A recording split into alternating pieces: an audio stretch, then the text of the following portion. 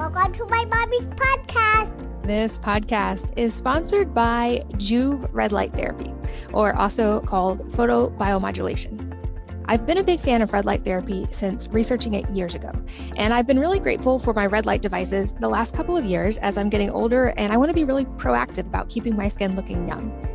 With stress and travel, I felt my skin getting less smooth and elastic than it used to be, so I upped my red light exposure and was able to help my skin stay feeling its best.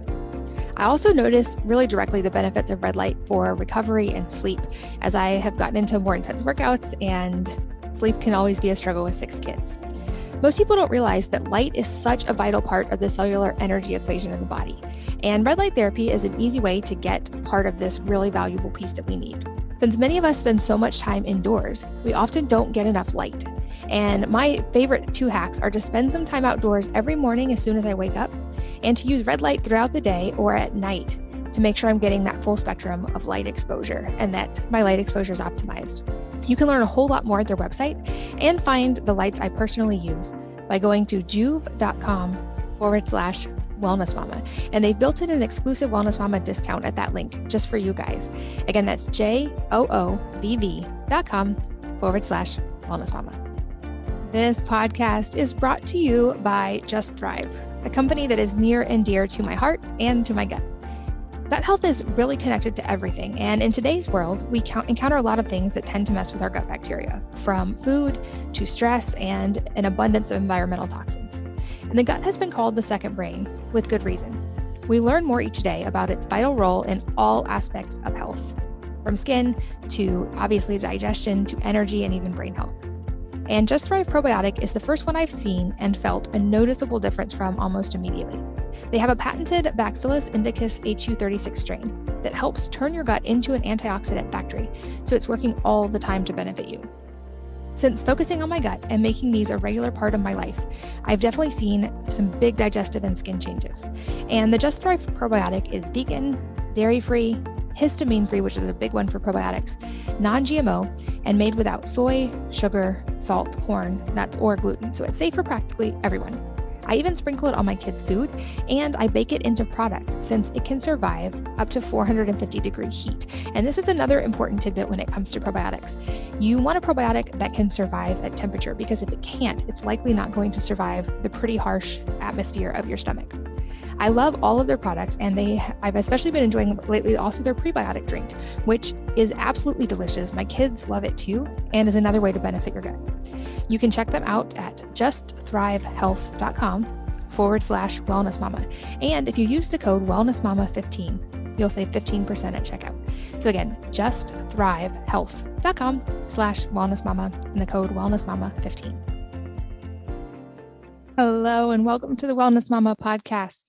I'm Katie from wellnessmama.com and wellness.com. That's wellness with an E on the end.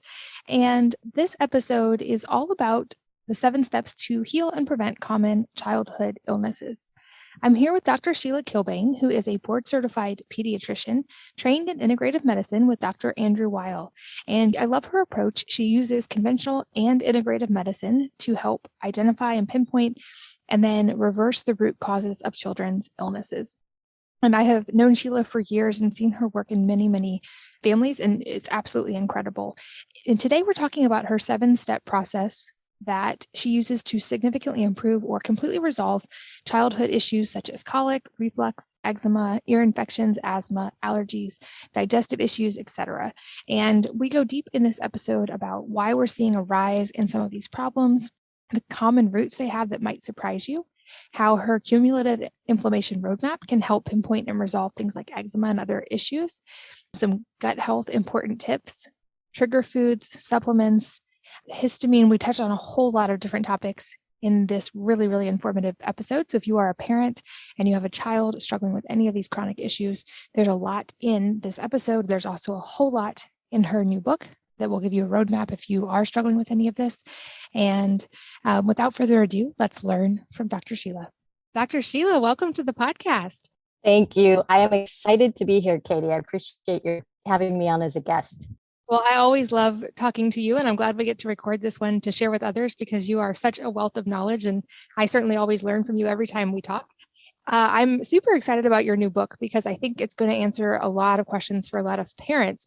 And to start broad, I know we're going to go into some specifics today, but you address common childhood illnesses. And so to start off broad, I'd love to kind of talk through some of the reasons maybe that we're seeing such a rise in childhood illnesses, because it seems that this is relatively uncommon, and especially to see as quick of a rise as we're seeing in some of these categories. And I know, at least on a personal level, that was a big part of my journey into the health world, was reading in Time magazine when my oldest was a baby, that for the first time in centuries, his generation was going to have a shorter life expectancy than their parents, which is a really shocking reversal. We don't see that curve happen very often. So from your perspective, what's going on here? Why are we seeing this?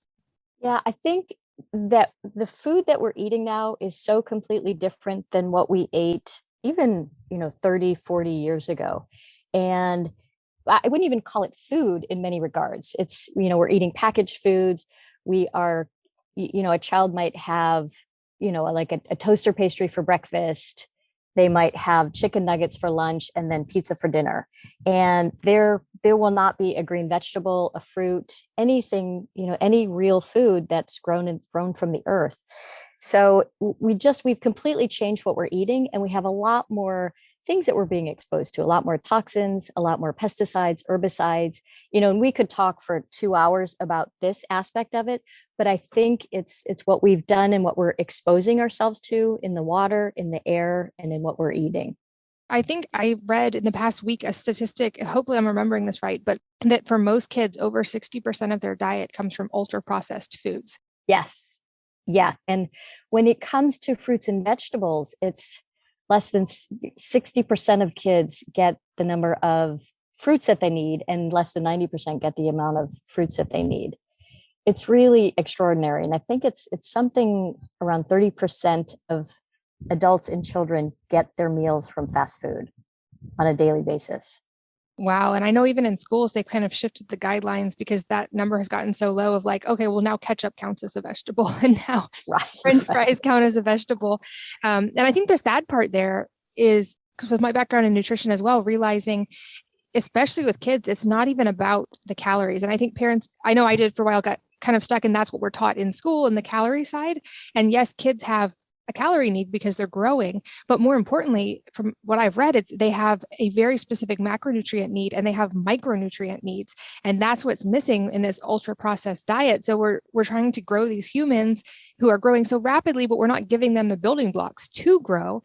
And then to your point, they're also getting all these negative inputs. I've had doctors who specialize in autoimmune disease on here quite a bit because that was part of my journey. And they've all used various analogies about the bathtub or the rain bucket, or basically how, if you think of our bodies as some kind of container, you can throw a lot of different things into that container, but no matter what you put in it, when it reaches the top, it's going to overflow and something is going to happen, and it's going to express differently in potentially each person because we're also individual.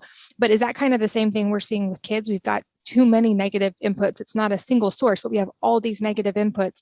And so kids are reaching that threshold earlier. Exactly. And the way that I always break it down is the same thing, that cup of inflammation. And I always talk about 5 main triggers of inflammation. So we first of all have our genetics, and then it's the way that our genetics interact with our food, environmental allergies, environmental toxins, infectious diseases, and stress. And they can all contribute equally to this cup of inflammation.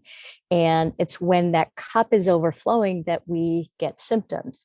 And I'll share with you a case because I think it helps to understand it. So this was a patient. He was about 6 when he came to see me, and his mom just wanted to switch to an integrated pediatrician. I was doing primary care at that time.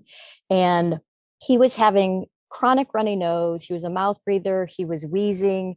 And he had to go on a round of oral steroids for the wheezing. And he went bazonkers. He just did not tolerate the steroids. So she knew she did not want to have to do another round of oral steroids for this wheezing. And so we just went back through his history, and he'd already been allergy tested. So one, we knew he had a really big dust mite allergy. And it turned out he was sleeping on a mattress that had been his uncle's from when his uncle was in college. And so that is going to be a big dust mite factory, right? It was just collected a lot of dust mites. And then he also had the classic history of a dairy sensitivity, a cow milk sensitivity. So he had reflux as a baby. He was uncomfortable, fussy, and now he had dark circles under his eyes. He had some bumps on the back of his arms. So all we did is we took dairy out of his diet and we threw out the mattress, and they came back 3 weeks later and he was like a different child. And he was one, I always describe it, he was one of those Darth Vader breathers. He had his mouth open. He was like, and when we went through his history, his mother just said, how come nobody ever told me this before?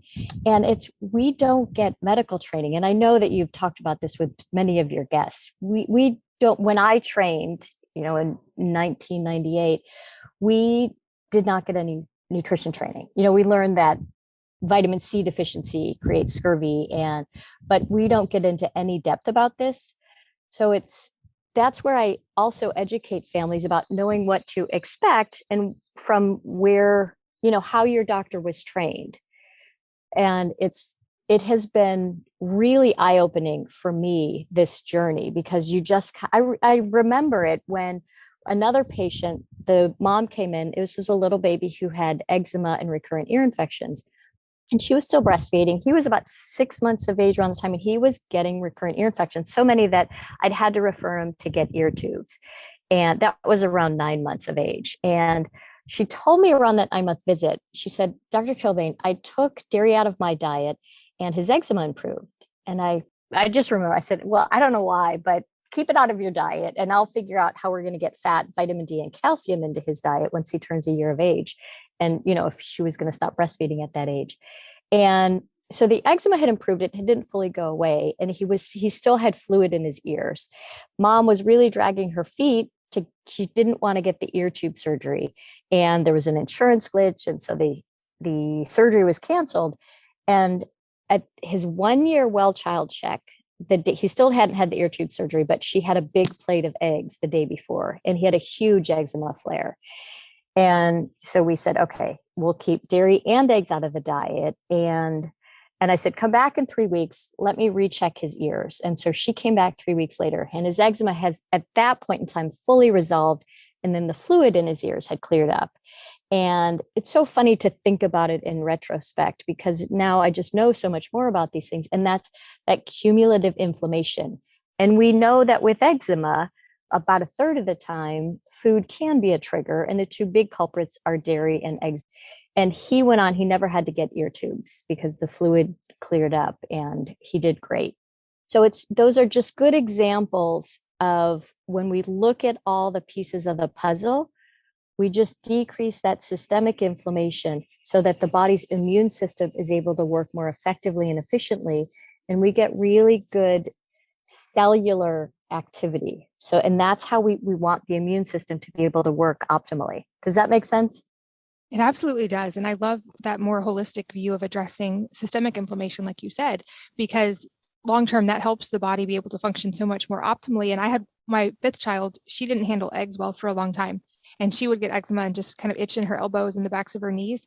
And when we figured out that food piece, the other thing I like to tell parents is kind of a little bit of hope is it doesn't necessarily mean it's a lifelong thing either. We did a very intensive focus on her gut, and now she eats eggs without a problem. And so that's the other thing I think it's important to remember is like if the body's in this state of inflammation, it's really important to address, but that doesn't mean your child is forever going to necessarily, certain times, yes, but necessarily going to have to avoid these foods forever. Do you see that with patients as well, that as you address, I would assume you're focusing a lot on the gut and you're looking at inflammation from various sources, but do you see it resolve sometimes as well? Absolutely. And for the book, we created a lot of really great, colorful graphics for the book. And one of the things is I call it the cumulative inflammation roadmap. And so we want to decrease that systemic inflammation at least for 3 to 6 months. And I always liken it to a sprained ankle. Is think about if you've ever sprained your ankle or jammed your finger, it takes a good 3 to 6 months before it feels like your joint again. So what we want to do that with the gut, and I know most of your listeners understand gut inflammation. It's we have cells along the line of our GI tract, and when they get inflamed, that creates we start to absorb food proteins and particles into our bloodstream that we shouldn't necessarily be absorbing. And then that creates this cascade of inflammation. And inflammation in one part of the body is inflammation everywhere. And that's where you might see whether a child, if they have an eczema flare, an allergy flare, maybe they haven't had a bowel movement in 3 or 4 days, their behavior often gets worse because they haven't been excreting things. And we take the foods out for a good 3 to 6 months, sometimes longer. And it depends if it's a really significant improvement in symptoms. Sometimes we might need to make that a lifestyle change. But for a lot of kids, we are able to add it back in. And maybe we don't do it as much as we used to. Maybe she doesn't have eggs every day, but maybe she has them a couple of times a week and the kids are fine. But the one thing I do want to say about that is, and in particular with dairy and gluten, because those two I kind of consider those in a different category because they are both they can be inflaming whether you're sensitive to them or not. And when we're looking at like headaches, I years ago had a patient who we took dairy out of her diet and the headaches improved significantly and she was doing great. And 7 or 8 months, they came back in. And the mom said, I just can't figure out why the headaches have come back. So we went back through her diet and they had introduced yogurt a couple times a week into her diet. But it was a yogurt a couple of times a week over a 7-month period of time that seemed to be enough cumulative inflammation that then the headaches started to come back. So we just pulled it back out. And again, that doesn't mean that that little girl won't be able to have dairy and won't be able to go to a birthday party and have treats and things like that. We just have to be cognizant of that. And I have another really good case that I'll share with you. So this little boy he was soiling his underwear and he was about 8 when they came to see me. And which is really, for a little boy that age, you smell, because he was leaking stool all day long. And we took dairy and gluten out of his diet. We had to take some other foods out of his diet as well. But we did that for about 3 to 6 months. Within a few weeks, he started pooping in. And this had been almost a lifelong, this had been a long time. He'd seen 2 GI doctors. He was on chronic Miralax, which is a laxative, and was pooping fine. And then we just had to work through figuring that out. Even to this day, he's a teenager now and he can have pizza, but if he has it 2 days in a row, then he'll have constipation and stomach pain. But he's able to manage it because they understand how foods impact his body. So it's really powerful to really understand. And I don't think there is any one diet that fits everyone. I think we've got to figure out how our systems are put together. And I always describe it with the families as we understand as best we can together the child's biochemistry, their physiology, and the way their nervous system is put together. We don't ever change the kids, but we change the environment that their cells are in so that their cells can function optimally. I love that. The idea of, if a flower is struggling, you don't change the flower, you change the soil, you water it, change the environment. And I think what you said is so important, that there's not one diet that fits every child. I think that's also really important to understand because often, I know I did this when I had Hashimoto's, it was like I looked for all these approaches, hoping I would find some blueprint that would work. And what I found long-term is that we each have to figure out our own specifics based on our body, but working with a doctor like you who understands the holistic view can really fast forward that process, especially when you have patients who are willing and invested in making the changes for themselves. And I know a question we're going to get anytime we talk about making changes with kids is, what about my kid doesn't want to eat these foods, or my kids will only eat these specific foods, and how do I make him or her make these changes? So I know you've navigated this with so many kids. Any tips for the parents in helping the kids to make the switch when they're used to eating maybe some of those ultra processed foods? Yes, this is one of my favorite questions because it most of the time happens organically. And I never make a big deal about the food at the beginning. And what we do is we make it fun and we start to make one little change at a time. And we really focus on digestion. And so we take first sugary drinks because usually, even if it's juices, so we want to get out sodas, we want to get out, straight juice. A cup of juice has about almost the same amount of sugar as a cup of soda. And we have somehow in our education, we are thinking that juice is healthy. So we take out the sugary drinks, and then the next step, we take out the artificial dyes and colors, and then we work from there. And then we start to really decrease packaged foods, packaged snacks. Can we replace, that bar with an apple, with some carrots and hummus, things like that. And then we'll start to talk about clean proteins and getting rid of, the processed hot dogs and deli meats, and then processed fats, which we're going to see a lot of the processed fats in snack foods, packaged foods, fast foods. And it's the oils that we're cooking these foods in that can be some of the big culprits. And as we're taking out the processed foods, it actually opens up space for other things. And when the kids' palates are no longer bathed in all of that sugar, they will often naturally start to want other foods. And the other thing too is because especially the kids that come and see me, a lot of them have something going on, whether it's constipation, loose stools, eczema. So they're uncomfortable for a lot of the day. And when we get them feeling more comfortable, it's like their hunger cue wakes up and they're able to eat more. And it's also why with my program, we start supplements. The way that I supplement, it's one at a time for 5 days, but we really focus on digestion because we want that good. Anyway, I jumped ahead of myself there. Let me get back to the food. So we get that processed food out, and then the kids naturally start to eat the other foods. And it's that gut-brain connection, especially with the younger kids. And it's one of my favorite things to watch that gut-brain connection kind of wake up, especially with a picky eater, is all of us, like the first time that the picky eater comes to mom and says, I'm hungry, we're like, yay.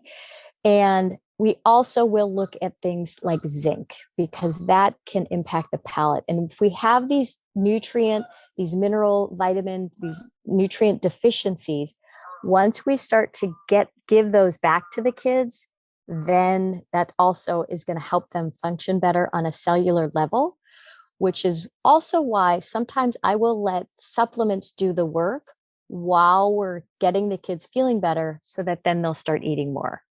That makes sense. And that was going to be another question I had for you, because I know supplements can be a controversial topic in any case. And I think my opinion is there's a time and a place, especially for certain targeted. Exactly. My personal approach is that I don't take anything every single day. I often cycle things, or I'll take the weekends off of supplements. But I think certain ones, when you know what you're doing, especially when you're talking about deficiencies from ultra processed foods that have potentially been there for years, can make a difference in that curve. And to your point, help kids to make that switch much more easily. And I think the other important part of what you just said is the value of teaching kids about their food and about the nutrients and about how food affects their body. Because you said earlier, even in medical school, they weren't explaining this to you guys, which is so sad. But kids especially are amazing sponges. And I've gotten to witness with mine, when you educate them, they are so capable, so young, of making good choices. And I think we underestimate just how good they can be at that, and how when you educate them gently, not from a fear-based perspective, and I try to avoid languaging about foods being good or bad, but talk about food being fuel. And if you're this incredible machine, how do you best fuel this incredible body that you have to do all the things you want to do? They really do understand. And people ask me, how do you let your kids eat these other foods? What if they're not home? Or how do you make them? And I'm like, I don't make them. I have educated them their whole lives. If they choose to go to a birthday party and eat cake, I know, first of all, that they're going to be fine. That also that they're probably going to have a stomach ache and not want to. And how that's played out is that they understand about how food affects their bodies individually. And I don't have to enforce a food policy at all. In fact, if I've seen them out in public or at parties, and someone gave one of my kids a little thing of veggie straws, and she opened it, and then someone else asked her, something about what was in it. And she looked at the packaging and she's like, oh, canola oil. And she went and threw it away. And I didn't make her do that. She just understood how seed oils can be inflammatory. So I think it's just about not underestimating our kids and how capable they are. But you brought up the processed fats. And I think this is another important topic to just touch on briefly, because when we look at the graphs over time, this is something that did not exist in our diets about 100 years ago, and that now we are consuming in really, really large amounts. So can you just talk a little bit about the processed seed oils and what those are potentially doing in this inflammation puzzle? Yes. So this, I wrote a ton about this for the book. Didn't make the cut because I don't think some people don't find it as interesting as you and I do. And it is so, so important. So when we were, hunter gatherers, we got omega-3 fats, and then we've got the omega-6 and 9 fats, which are pro-inflammatory. And then the omega-3 fats are more anti-inflammatory or neutral. And when we were started to develop these seed oils, the other things such as corn oil, those are all the omega-6 and the omega-9 fats. And we've shifted the ratio of what we're eating. So we're eating, in some cases, it can be, for every one omega-3 fat, we're eating 15 of these omega-6s and 9s, or 20 or 25 of those. And fats make up our cell walls. And if we don't have the correct ratio, that cell is not going to work as well. When I always describe it as, think about a can of lard and how it's hard at room temperature. And then we have something like olive oil, or that's not the best example, but that is more fluid at room temperature. We want our cell walls to be nice and fluid. We want nutrients to go in and out. And when we've got that correct ratio and the good fats in our cell walls, we're going to have really good functioning cells. And when we get cell signaling, which we have so many kids with attention issues, with anxiety, we have receptors on our cell walls that send our signals out, like our dopamine, which helps us to do our math homework. It helps us to think. We want that dopamine to be able to hit that receptor. We want that message to be able to send. So we need to go back, and we need to make sure that our kids have the natural resources they need in order to make healthy cell walls. And when we're eating so many of these omega-6 and 9 fats, we don't have enough room in the diet for the omega-3 fats. And there are not a ton of foods that have those omega-3 fats, right? It's the cold water fish, like wild caught sockeye salmon, tuna, mackerel, and then chia seed, flaxseed, hemp seed. We've got some in walnuts, we've got, some in blueberries, but it's really, if you're not doing those omega-3 food fats, which are not high on the diet of a lot of kids, especially in the US, we're just these little inflammatory bombs. And that's where, when I have a child who's coming with one of these inflammatory issues, whether it's reflux or eczema or asthma, constipation or loose stools, chronic runny nose, one of the first things that we do is we start to shift the fat ratio in their diet so that we have an overall decrease in inflammation. And it's extremely important. And the other thing with fats to remember is that fats make up our hormones. So if we don't have good, strong digestion, we are not going to be making our estrogen, our testosterone. And for a growing child, that's extremely important, which is also why we take that first step in optimizing digestion. Because even if we're going to, whether it's a food or a supplement, if we're putting food and supplements into an inflamed gut, we will not be digesting and absorbing the nutrients effectively and efficiently. And that's where I talk a lot about digestive enzymes, but that's one of the reasons, because it's extremely important that we have good, strong digestion so that we're giving our body the natural resources, again, for what we need in order for these kids to grow and thrive. Yeah. And I think digestive enzymes were a big piece for me as well with autoimmune disease, which I had obviously gotten much further down this path of inflammation as an adult than hopefully our kids are. And hopefully we do this early with them. Same thing with some gut specific things like probiotics and prebiotics. Changing my omega ratio with food was a big component for me. And I think, so kind of like a two-part question here is, are there any other common trigger foods for parents to be aware of? So we've talked about dairy and gluten and eggs and seed oil specifically.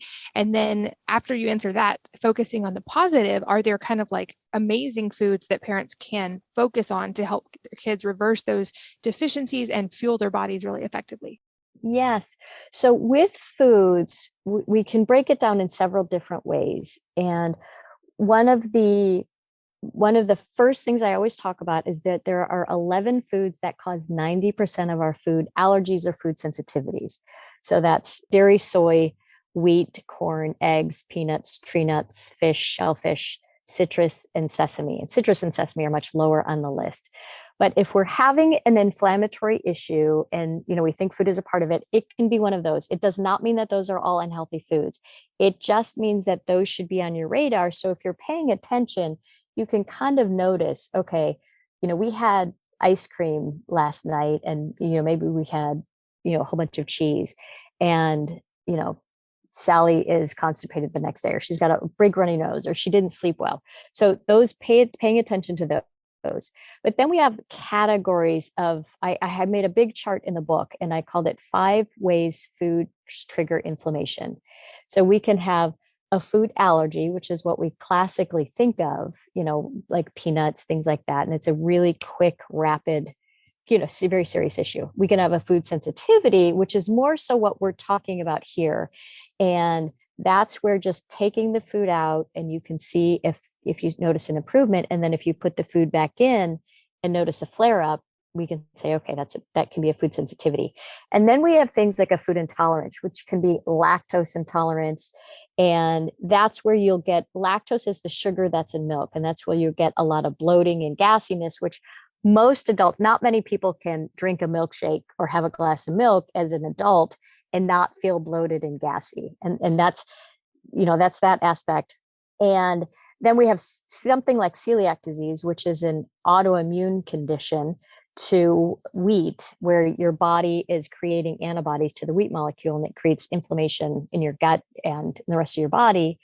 And then we can have a histamine intolerance, and high histamine foods are really healthy foods and they can trigger inflammation for certain people. And it doesn't always mean, that's another good example of these high histamine foods, where it doesn't always mean you have to be off of them forever, but it may mean we need to get the systemic inflammation down and then you can tolerate them. And I go through this list because it's healthy foods such as avocado, strawberries, dairy is on there, cured meats or deli meats. We go down that list, and because somebody might be feeding their kids, especially somebody who's got eczema, they might be feeding their child a lot of avocado because maybe they're already off dairy, but maybe they noticed an improvement in the eczema and then it's flaring again. So you just paying attention and knowing those foods. And that's why I created the chart so that moms could have it right at a glance of, okay, this is what I need to pay attention to. So when we figure that out, and decrease some of those things, what I love to start with is a green smoothie in the morning, because one, that will get the kids off of a bagel and cream cheese, off of cereal and milk, which are just a lot of carbohydrates. And in a green smoothie, we can get a lot of greens into the kids. We can use microgreens. We can use lettuce. We can use bok choy. We can use kale, spinach. If you have a sensitive gut, you want to be careful with raw spinach for a little while. But then eventually, once the system is stronger, the raw spinach will be fine. So we put some greens in it, some fruit, and I would make it more fruit heavy in the beginning so that it's sweeter for the kids. And then you put some chia seed, flax seed, and or hemp seed, and a little bit of water. And you can, a banana will give it some creaminess. Avocado, if the kids tolerate it, will give it a little bit of creaminess, and it doesn't give a really strong taste. But that will give you a powerhouse of nutrients right in the morning and eat. So if you can just change one thing, that's what I would have you do, have families do in the morning. I'm so glad you brought up histamine, because that one I don't think is well understood and seems to be also a problem that's on the rise. And to your point, I'll share from personal experience. When I figured out dairy was causing an issue for me for a while, I'm actually fine with it most of the time now, but I removed dairy completely and replaced it with coconut. And because I probably still had a lot of gut inflammation and probably some leaky gut, I actually became intolerant to coconut for a long time. And so I think that's always an important thing. And like you said, I think you put it perfectly, is this doesn't make a food bad. Or I mean, you're not going to be able to eat it forever, but especially when you're in that inflammatory period, you can, it seems like, develop intolerances more easily because of the inflammation, especially if you're eating a lot of something. Yes. And thank you for saying that about the developing more and more food intolerances. And this is why we really, I don't love for people to keep pulling tons of foods out of the kids' diet. Like dairy and gluten that's great. But if you're having to to continue to pull a lot of things out of the diet, I really encourage people to work with an integrative or functional medicine pediatrician, a good health coach, a nutritionist, because we do run in, I've seen many kids over the years that they're off of a lot of foods, and they're not, it's a wide variety of foods that we need to eat in order to get all the nutrients that we need. And I will see zinc deficiencies, I'll see iron deficiencies. So you want to make sure that we're doing this in a smart way, that we're going to keep the kids, getting what they need, and not, just not getting into trouble in terms of deficiencies. So to go a little deeper on that, and speaking of deficiencies, walk us through what some of the most common ones that you see are, and what are the supplements that you most often use with kids, even in the short term, to help correct those? Because I think like most kids aren't going to want to do what I do, which is to try to get most from food. And I eat raw liver and I eat lots of sardines, and my kids actually will eat those things now. And my 5-year-old recently told me sardines are my life, but most kids don't start there. So in the short term, like what are some of the most common deficiencies that you see? And what are some of the supplements you turn to most often? Oh, nice. I'm going to recruit your son to be one of my patients. So we always, how I list it out, and I write about this in the book, and I've created a chart because it is different when we're getting started versus the long-term roadmap of supplements. And the first thing I always tell families is, if you don't know what you're doing with supplements, I actually would rather you don't do anything, because you can cause harm. So we want to know what we're doing. And when I'm starting supplements, I start one at a time for 5 days before starting the next one, because I treat supplements just like I treat medications. You can have reactions, good or bad. And we want to know what the child reacted to. So the first thing, I start with a probiotic, and then a digestive enzyme. And then I'll add in the omega-3 fats, in the form of either fish oil, or, we can do vegetarian. And we want to have those digestive enzymes, because if we're putting fat into a gut that's inflamed, that fat is going to go right through the kids, and we're going to have expensive stool and urine. So then we do the omega-3 fats, and then we'll add in either a whole food supplement or a multivitamin mineral. And then, vitamin D, if it's in the wintertime where the kids live. And then the 2 additional things that I talk about on a very large basis are magnesium and zinc. So magnesium is the mineral that makes things relax, and it works in conjunction with calcium. And we get magnesium through green leafy vegetables and pumpkin seeds. Those are another biggie. Most of our kids are not eating adequate amounts per day. And when it comes to constipation, is one of the things, when I started to understand about nutrition, and I realized I was putting kids on laxatives for years at a time and never asking myself, what, they don't have a laxative deficiency. What are we doing? And so now the first thing we want to do is add in magnesium, and they'll help with bowel movements. And we could talk for hours about the different forms and things like that. But for the purposes of this, is that magnesium is going to help things relax. Magnesium is required for over 300 different enzymatic processes in the body. It's also important for something called methylation, which is what helps to produce our neurotransmitters. And again, if we have a child who's on a stimulant medication for attention challenges, we always want to make sure that they're on a magnesium. And a lot of different medications, including asthma medications, they deplete our magnesium levels. So we need even more. And when magnesium and calcium work hand in hand. So what happens is calcium goes into the muscle cell and it causes it to contract. And we have to have magnesium to stop that flood of calcium into the cell so that we get that relaxation. And this is where we get our heartbeats, our muscle contractions. So further on down the line, we can start having things like heart palpitations. And in conventional medicine, what we will do, it's often we'll do things, we'll do a lot, a little bit too late. So if I always think about with asthma, so kids who are in a serious asthma attack and they're in the hospital, in the ICU, we will give IV magnesium. And why don't we say, okay, let's look at this much earlier on and make sure that these kids are getting magnesium. So magnesium is a really big part of, most of my practice are on magnesium. And then zinc is the other one. So zinc is we don't store zinc in our body. So we need adequate amounts throughout the day, throughout our life.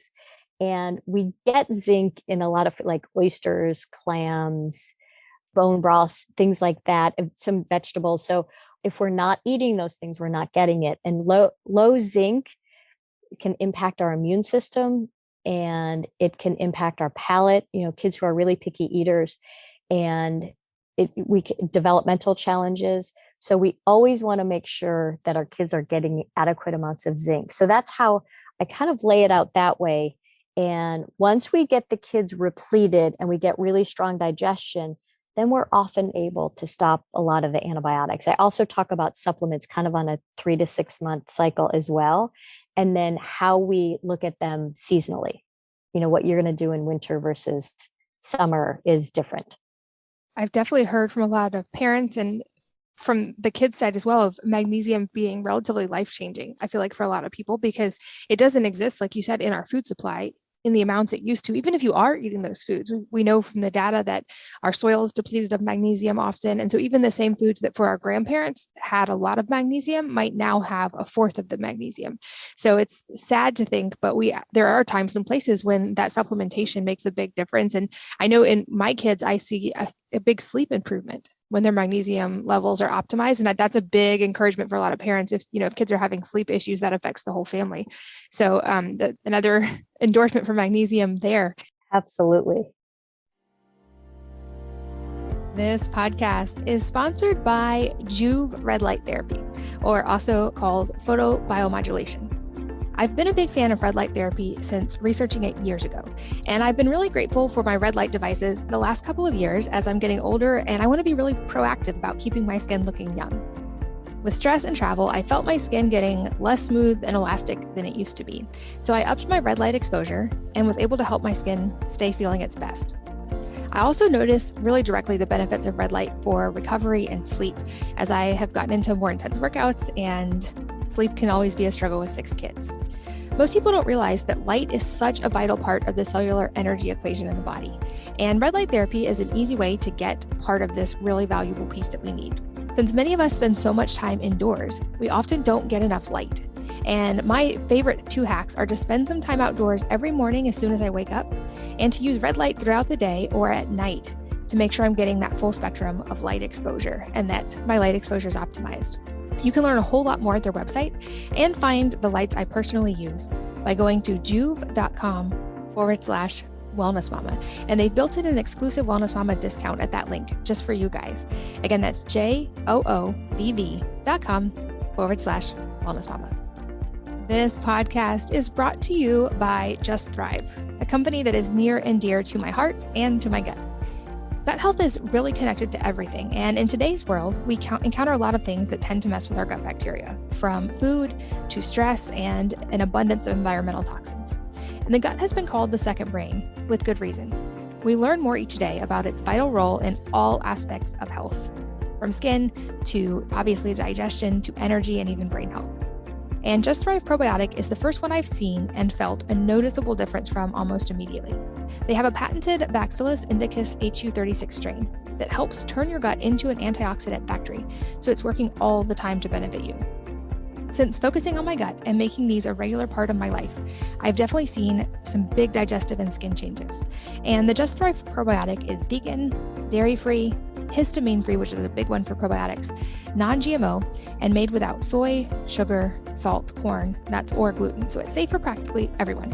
I even sprinkle it on my kids' food, and I bake it into products since it can survive up to 450-degree heat. And this is another important tidbit when it comes to probiotics. You want a probiotic that can survive at temperature, because if it can't, it's likely not going to survive the pretty harsh atmosphere of your stomach.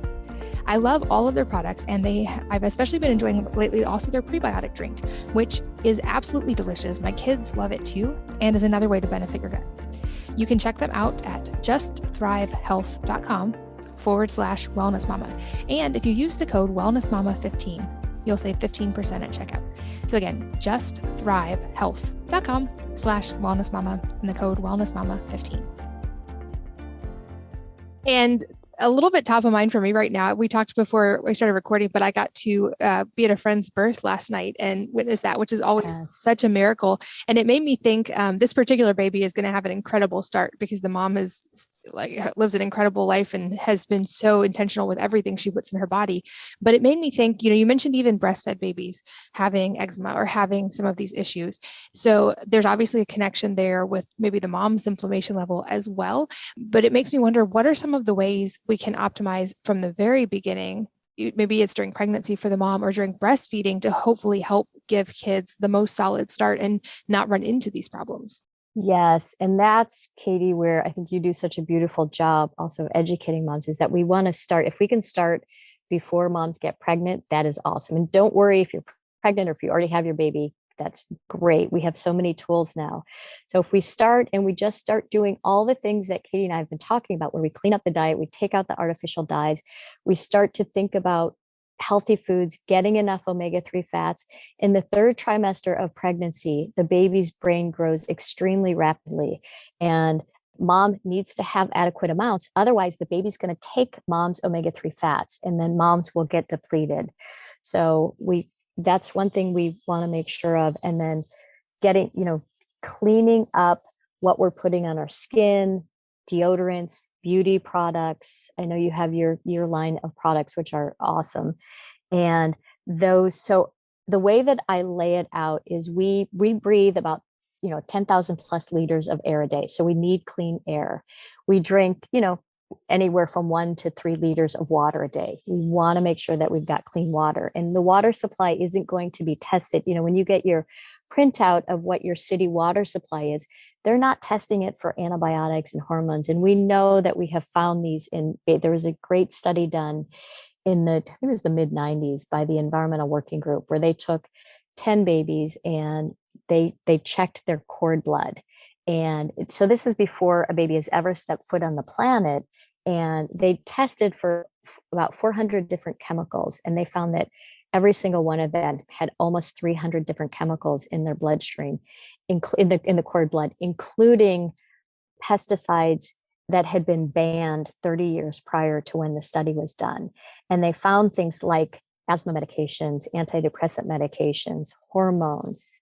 And if you think about it, what we do with our medications, people either flush it down the toilet or it goes into a landfill, and that seeps into our groundwater. So a really good water filter is extremely important. And then our food. So we eat, 3 meals a day plus, and we want to make sure we have really good clean food. So that's the first way. And what that Environmental Working Group study showed for us is that the placenta is not filtering out. We used to think that the placenta filtered all of that out, but it is, in fact, the babies can be exposed to that. And I think, Katie, that's also part of what we're seeing now is we like to find one silver bullet of what's causing everything, but I think it's just this combination of things and cleaning things up so that we have that good start. And then, as you know, and all the listeners know, that when we have a vaginal delivery, the baby goes through the birth canal and starts ingesting all of that good, healthy bacteria. And then we get skin to skin connection, and then we get breastfeeding, and the kids are getting bifidobacterium.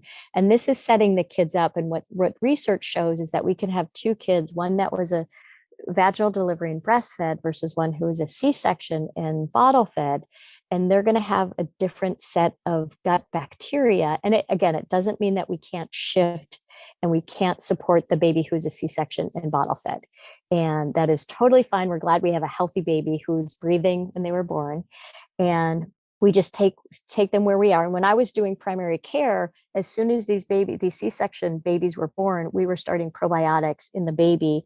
And if they were bottle fed, and if the mom was breastfeeding, we gave the mom the probiotics because the baby would get them through the breast milk.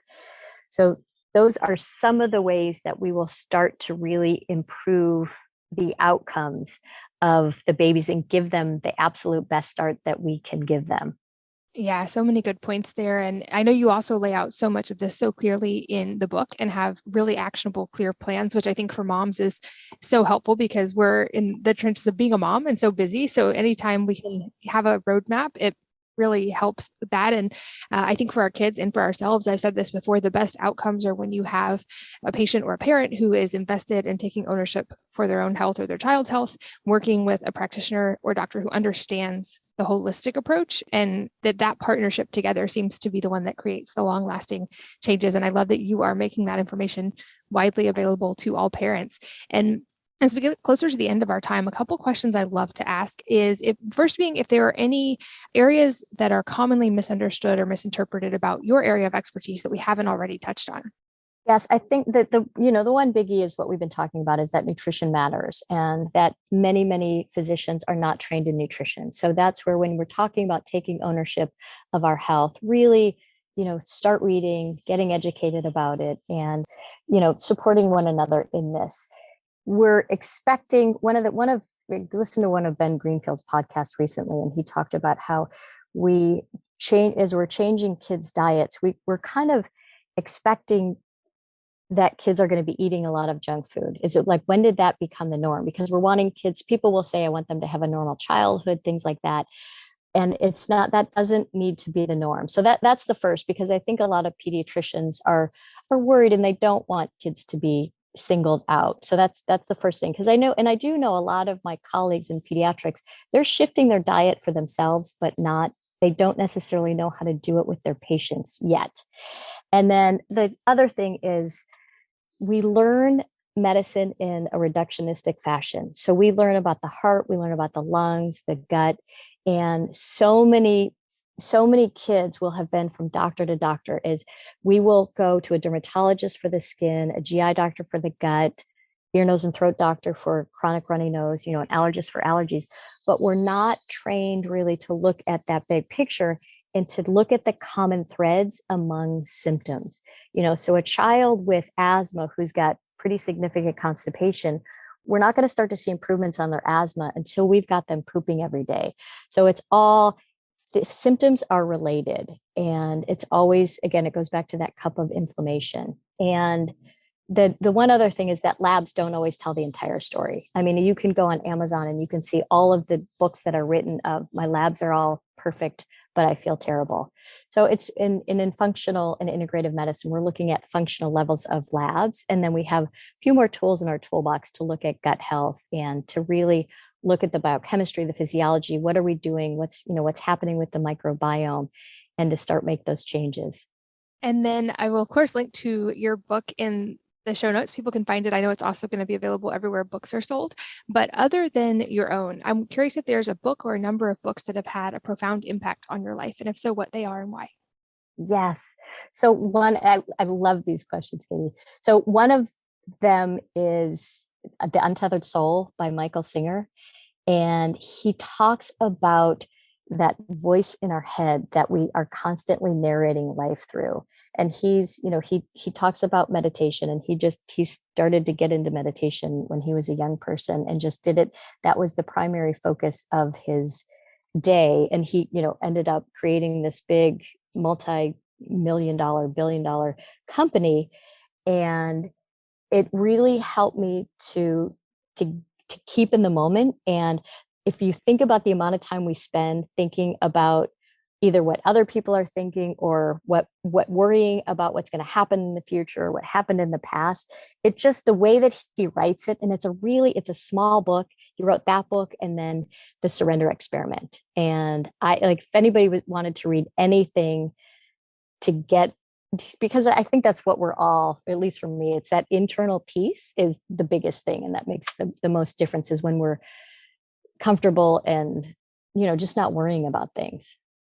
I wholeheartedly echo that recommendation. That's, like you said, it's a short read. It's so good. And I think for parents, especially, they pay attention to so much of what we do and a little bit of what we say. And if we're the example, when it comes to any of the things we talked about, healthy lifestyle, food, any of that, that makes their process so much easier. But even more profoundly, to your point just now, when we can be an example of that inner calm, that is a gift we can give to our children for their whole lives. And so I'll put those links as well to the Untethered Soul and the Surrender Experiment. I love that you brought those up. And then lastly, any advice that you would like to leave with everyone listening today? Yes. So I would love, Katie, you and I talked briefly at the beginning, is that we talked over a year ago, and you shared with me something that, an experience that you had with yourself and with your daughter. And I would love, if you don't mind sharing that, and then I'll piggyback on it and tell you one of the biggest thing that I have found that impacts our kids' health in my life and in my practice. Absolutely. So when we talked, it was over a year ago, time flies. I know. In part of my journey, and I've shared some of this in pieces on the podcast before, was through Hashimoto's and through 6 pregnancies and a lot of weight gain, and also a lot of unresolved past trauma. I, for years, was struggling to kind of figure out and put those pieces together and solve them for myself. And largely that was a big reason I got into health, which I'm forever grateful for. But the moment that it became, they say we change when the pain of staying the same is more than the pain of changing.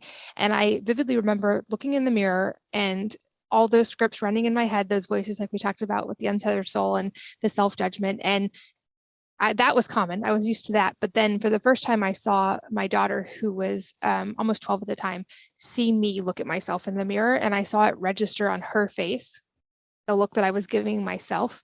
And that's when it became so important for me of like, oh no, I'm not passing on this mental prison. I'm not going to give this to my daughters. I'm going to figure out how to work through this and resolve this. And that was one of the cascade of changes that led to finally resolving all of those issues. But yeah, so that I think touches on a lot of the things we've already talked about. And I know you have somewhere else to take it as well. Yes. So thank you for that, because that's when I start working with families, I always talk about it as the family dynamic. And, that's where that stress piece comes in. And we're always going to have stress, right? We're never going to live in a world without stress. But if we, as the adults, the kids are going to resonate with the predominant adult in the household. And you feel it. Like you might leave an interaction with a person and say, oh my gosh, that person sucked the life out of me. And so we can either enhance a situation or we can negatively impact it.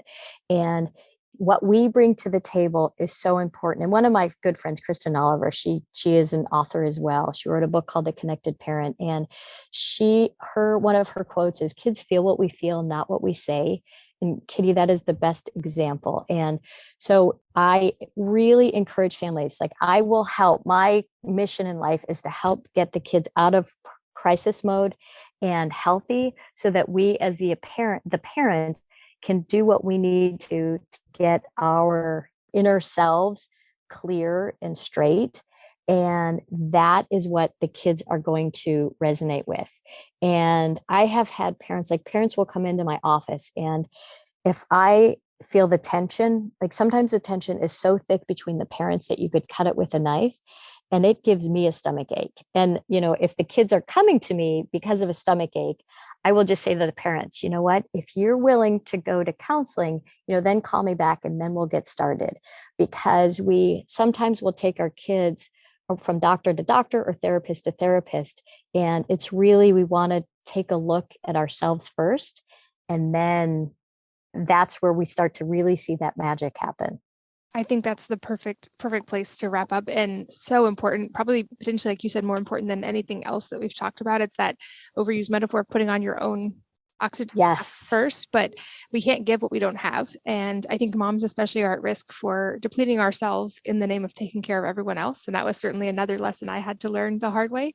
And so I think anytime we can fuel ourselves to model these things better, that ripples and affects our whole family and all of those around us. I love that that's where you brought us to in the end. And like I said in the beginning, it's always a joy to talk to you. You are such a wealth of information. I know I've sent people directly to you who had children with different health issues, and they were so happy to see them resolve. And you've worked with thousands and thousands of kids, and now you're sharing all of that research and work in this book, which I highly recommend.